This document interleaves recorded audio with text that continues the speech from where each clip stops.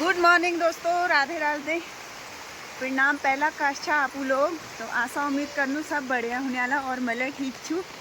तो दोस्तों एल मेरे वीडियो शुरुआत में रहता है 10 बजे और मैं लग रही हूँ हॉस्पिटल हूँ बट और नैनीताल में लग रहा है झमाझम वाली बारिश और हॉस्पिटल जानना जरूरी थी इसलिए जान पड़ना क्योंकि आ रेड अलर्ट थी। नैनी को छुट्टी थी जय के दिखोना जरूरी थी बेले जा रही थी और आज ला जान छ तो जय के मतलब लीजिन्यू में यो छे जय जय ने पहनी रेनकोट। Hello guys,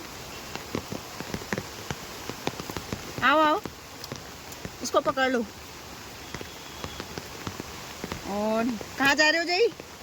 hospital. हाँ जय की छुट्टी थी, जय मना करनी थी और यो मौसम रखते बेटी यो सहरो। चलो पे मिलूँ फिर दूसरे वीडियो में आप लोगों को।